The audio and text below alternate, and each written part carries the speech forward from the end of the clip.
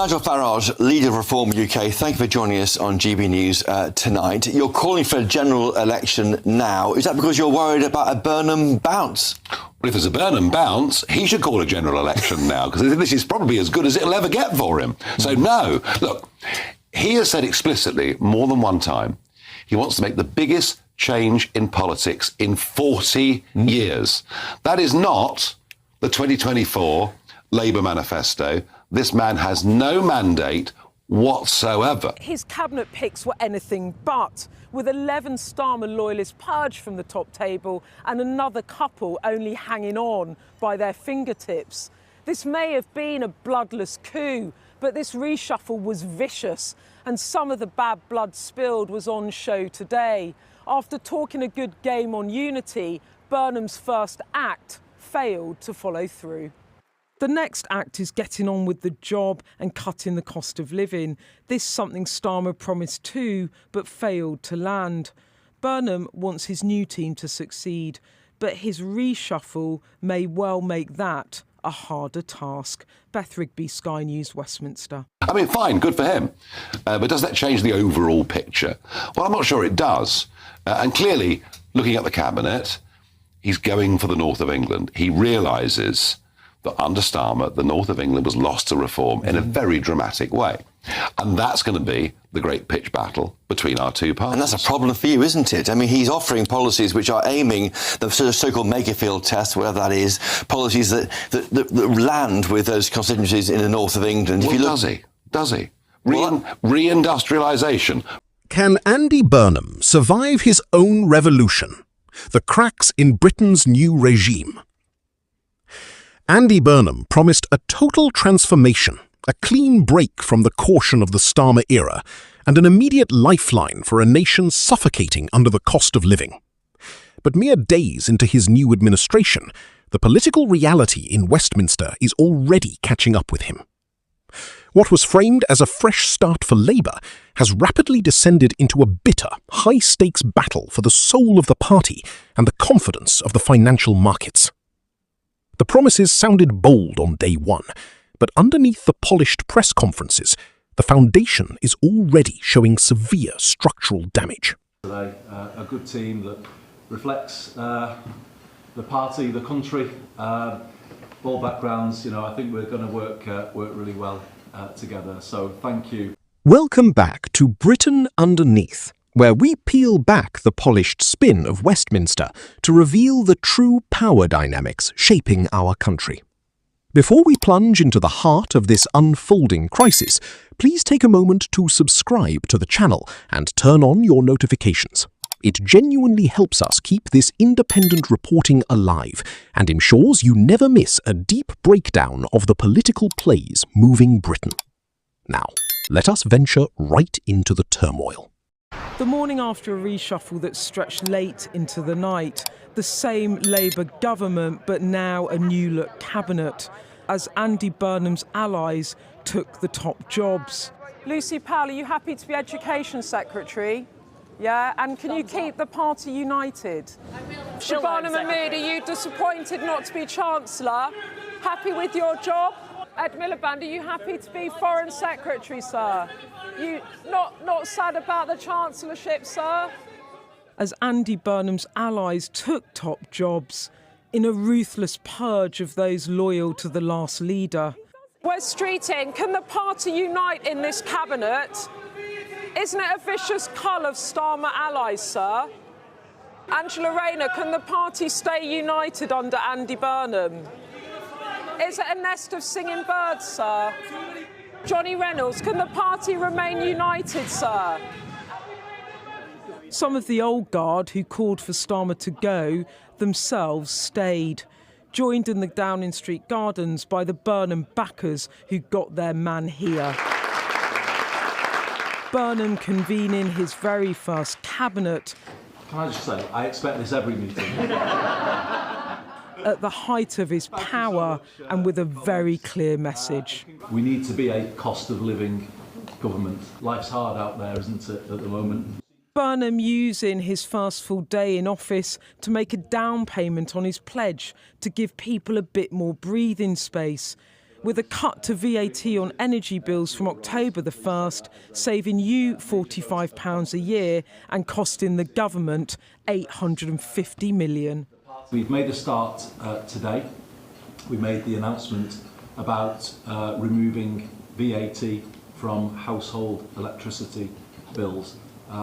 It's not everything, but it shows our determination to do something about people's living standards, and it kind of points the way for further measures that we hope to take that pressure off people. But also it comes with reprioritisation, and you'll have seen what I've said about digital ID. Burnham dropping plans for new ID cards to pay for cuts to energy bills, while seeking to reassure the markets his more left-wing government will maintain fiscal discipline. We've got to show that our commitment to the fiscal rules is real, and we're prepared to make difficult decisions in relation to that. But for all the smiles in the cabinet room, the Labour Party not a nest of singing birds. Burnham's first major policy announcement already facing soundings off. As former Chief Secretary to the PM and architect of the Digital ID programme, Darren Jones, tweeted the scheme was unfunded and that the government will have to set out how it will pay for its new policies at the budget. Payback perhaps for the purge. Harriet Harman. Burnham's initial gambit was classic populist politics, designed to win over a weary public before the inevitable parliamentary opposition could mobilise. By announcing an immediate cut to the value-added tax on household energy bills from October, he offered a tangible £45 annual saving to struggling families. It was intended as a statement of intent, proof that his government would prioritise standard of living over bureaucratic process. To fund this £850 million intervention, Burnham took a direct sledgehammer to one of the previous administration's signature projects, scrapping plans for a national digital identification scheme. On the surface, it looked like a clever trade-off. Trade an expensive, controversial administrative project for immediate relief at the kitchen table. However, the political cost of this decision was immediate and staggering.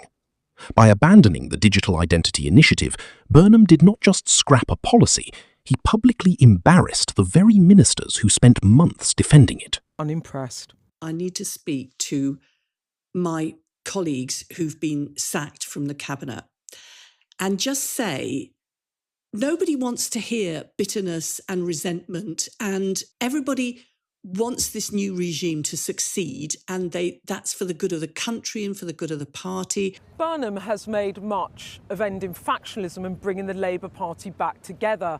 But his cabinet picks were anything but, with 11 Starmer loyalists purged from the top table and another couple only hanging on by their fingertips. This may have been a bloodless coup, but this reshuffle was vicious, and some of the bad blood spilled was on show today. After talking a good game on unity, Burnham's first act failed to follow through. The next act is getting on with the job and cutting the cost of living. This something Starmer promised too, but failed to land. Burnham wants his new team to succeed, but his reshuffle may well make that a harder task. Beth Rigby, Sky News, Westminster. Former Chief Secretary Darren Jones openly broke ranks on social media, questioning the fiscal math and warning that replacing one unfunded commitment with another risks damaging the credibility of the Treasury. This was not a minor disagreement over implementation. It was an unprecedented public broadside from within the party's elite, signalling that the internal warfare has only just begun. If you are finding this breakdown insightful, remember to hit that subscribe button right now. Your support allows Britain Underneath to deliver mature, unfiltered analysis on the decisions that affect your everyday life, so please subscribe and join our growing community. The economic tightrope Burnham is walking is extraordinarily thin. While attempting to appease the left wing of his party with direct state intervention, he is simultaneously desperate to reassure international markets that he will maintain strict fiscal discipline. Yet market analysts are already asking how a government can continuously fund broad tax cuts without triggering a fresh wave of inflation or expanding national debt. Burnham insists that difficult spending choices are being made, but cancelling a future digital framework does not provide immediate cash flow for current budget deficits. It is an accounting illusion, and the markets know it. Beyond the financial turbulence lies a deeper, far more dangerous political reality.